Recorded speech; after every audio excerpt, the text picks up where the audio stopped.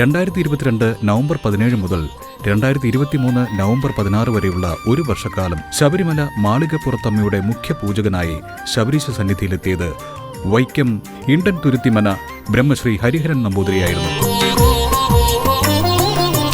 മാളികപ്പുറത്തമ്മയുടെ സവിധത്തിങ്കൽ ദേവി ഉപാസകനാകാൻ ലഭിച്ച അവസരത്തെ മുജ്ജന്മ സുഹൃതമായി കാണുന്നു ഈ പുരോഹിതൻ.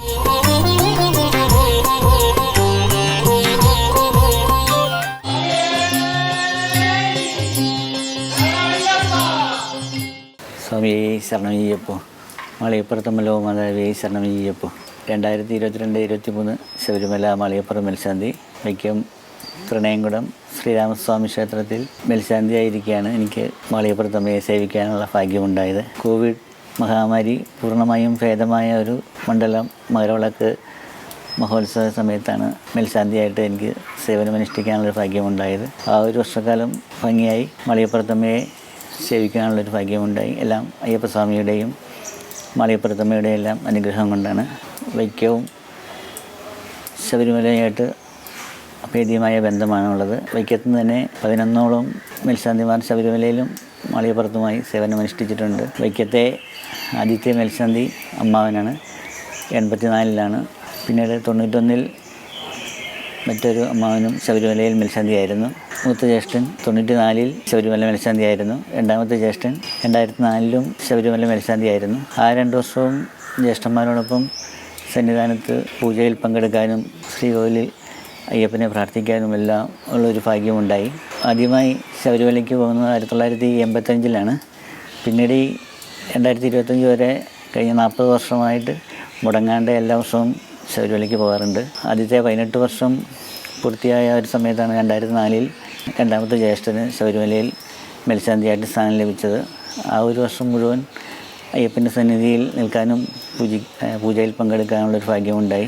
അന്ന് ഞാൻ 18 വർഷം പൂർത്തിയായ ഒരു ഇതിൽ സന്നിധാനത്ത് ഭസ്മക്കുളത്തിൻ്റെ അടുത്ത് തൈത്തെങ്ങൊക്കെ വെച്ച് ആ ഒരു പ്രാർത്ഥനയും നടത്തി.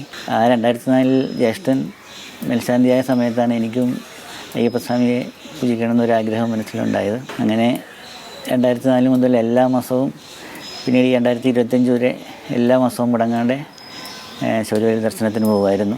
പിന്നെ ആ 2004 മുതൽ 18 വർഷമായ 2022-ലാണ് എനിക്ക് മാളികപ്പുറത്തമ്മയെ സേവിക്കാനുള്ളൊരു ഭാഗ്യമുണ്ടായത്. അങ്ങനെ 18 വർഷത്തിലൊരു മഹാഭാഗ്യങ്ങളുണ്ടായി. 2022-ൽ ഒരു വർഷം മുഴുവൻ അയ്യപ്പസ്വാമിയുടെയും മാളികപ്പുറത്തമ്മയോടൊപ്പം സന്നിധാനത്ത് നിന്ന് പൂജ ചെയ്യാനുള്ളൊരു ഭാഗ്യം ഉണ്ടായി. എല്ലാം അയ്യപ്പൻ്റെയും വൈക്കത്തപ്പൻ്റെയും മാളികപ്പുറത്തമ്മയുടെ എല്ലാ അനുഗ്രഹമാണ്. ശബരിമലയിലും മാളികപ്പുറത്തേക്കും നമുക്ക് മേൽശാന്തിയായിട്ട് സ്ഥാനം ലഭിക്കണമെങ്കിൽ വൈക്കത്തപ്പൻ്റെ അനുഗ്രഹം ഉണ്ടെങ്കിൽ മാത്രമേ സാധിക്കുകയുള്ളൂ എന്നാണ് വൈക്കത്തുള്ളവരുടെ വിശ്വാസം. അത് തീർത്തും സത്യമായ കാര്യമാണ്. ഞങ്ങളുടെ കുടുംബത്തിൽ 3 പേർക്കും ജ്യേഷ്ഠന്മാർക്കും എനിക്കും ശബരിമലയിൽ സേവനമനുഷ്ഠിക്കാൻ സാധിച്ചത് വൈക്കത്തപ്പൻ്റെയും ഞങ്ങളുടെ കുടുംബ ദേവതയുടെ തുരുത്തിയമ്മയുടെയും മുത്തടുത്തമ്മയുടെയും എല്ലാം അനുഗ്രഹം കൊണ്ട് മാത്രമാണ്. സന്നിധാനത്ത് നട തുറക്കുന്ന ആ സമയത്ത് തന്നെയാണ് മാളികപ്പുറത്തും നട തുറക്കുന്നത്.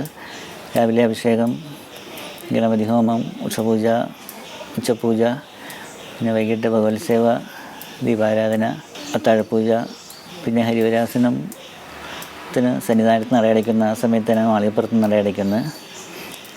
സന്നിധാനത്തെ മാളികപ്പുറത്തെ പ്രധാന വഴിപാടായ ഭഗവത്സേവയിൽ ജ്യേഷ്ഠന്മാരും ഒന്നിച്ച് ഞങ്ങൾ 3 പേരും ഒന്നിച്ച് പൂജ ചെയ്യാനുള്ളൊരു ഭാഗ്യം ഉണ്ടായി. അതൊരു വലിയ അനുഭവമായിരുന്നു. മാളികപ്പുറത്ത് ഭഗവത്സേവയ്ക്ക് ശേഷം അവിടുത്തെ വഴിപാട് സന്നിധാനത്ത് തന്ത്രമുറിയിലും മേൽശാന്തി മുറിയിലും കൊടുക്കുന്നൊരു പതിവുണ്ട്.